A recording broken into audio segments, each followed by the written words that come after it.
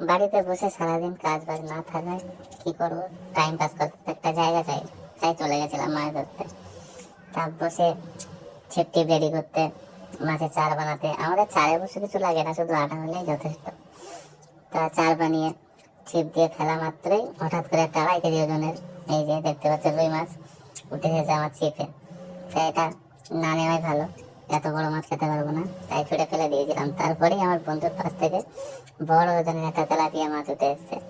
সেটা আমার ভাইপো নিয়ে ধরতে ধরতে এসে ড্রামে রাখে।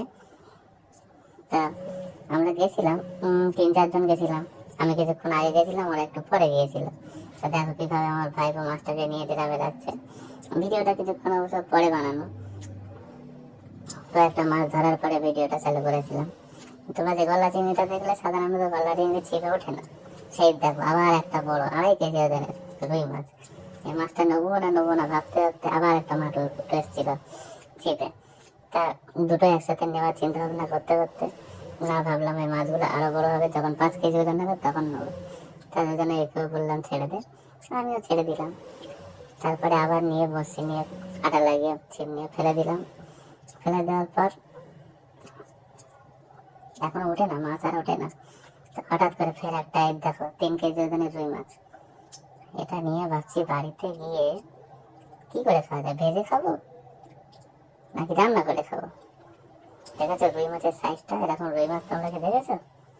দেখো দেখো, এই রুই মাছ ধরতে গেলে তোমাদের এই কম দামে ছিপ আর বড়শি দেখা যাবে না। তারপরেই দেখো আমার বন্ধু একটা আবার ধরেছে। না এটা তো বন্ধু না, আমি ধরেছিলাম পুঁটি মাছ। তা পুঁটি মাছটা সাইজ দেখে বুঝতে পারছো মিনিমাম 5 কেজি তো হবেই। তা এত বড় মাছ নিয়ে আমি কিসে রাখবো ভাবতে না পেরে ভাইপোর কাছে দিই। ভাইপো নিয়ে আবার ড্রামের মধ্যে হালকা করে রেখে দেয়, যাতে মাছটা বেশি না লাগে। আর এমনি তো মাছের অবস্থা সব আস্তে আস্তে খারাপ হয়ে যাচ্ছে।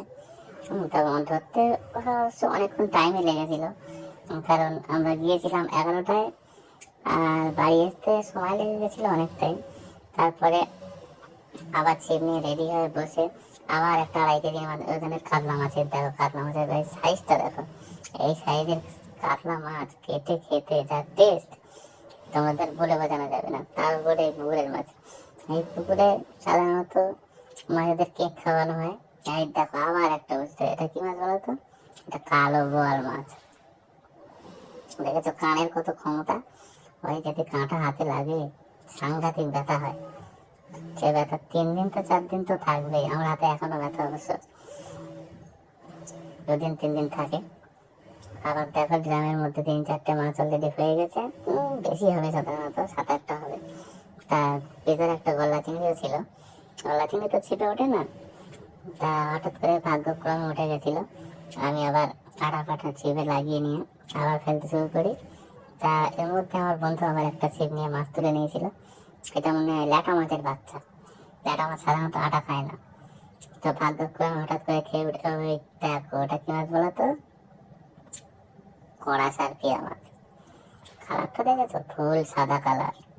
এই ধরনের সার্পিয়া মাছ দামি সুতো আর দামি বসছি ছাড়া গাইস ওঠে না। দেখতেই পাচ্ছ, তোমরা তো গাইস বললেই বুঝবে, মানুষ তো না। মাছটা ধরে কোন রকম দেখে আমার বন্ধুর থেকে বলছিলাম যে তুই বিড়ি খাওয়া ছেড়ে দে। তো বলছেন না আমি বিড়ি খাওয়া ছাড়বো না, বিড়ি আমি খেয়ে যাবো, ততদিন বাঁচবো, বিড়ি ছাড়া আমি বাঁচবো না। দেখো তারপরেই আবার একটা, দেখো এটা কি বলো তো? এই দেখো তেলাপিয়া মাছ, ছোট সাইজের তেলাপিয়া মাছ। এরকম তেলাপিয়া মাছ স্বাভাবিক দেখা যায় না, 500-700 গ্রাম ওজন হবে। তাই মাছটা ধরে আমি আবার আস্তে আস্তে নিয়ে ড্রামে রেখে দিয়েছিলাম।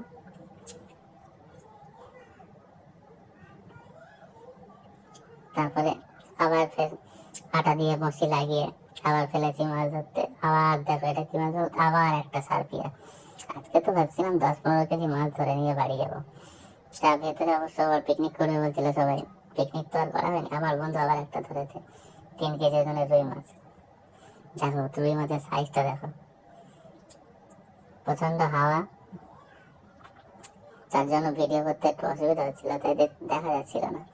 আমি আবার বড়শিতে আটা লাগিয়ে ফেলে দিয়েছিলাম। সাধারণত এবার একটা রুই মাছ হওয়ার আশা ছিল, কিন্তু হঠাৎ করে আবার একটা মাছ উঠে আসলো। কি মাছ এটা তো বোঝা যাচ্ছে না। মাছ মনে হচ্ছে বড় মাছই হবে।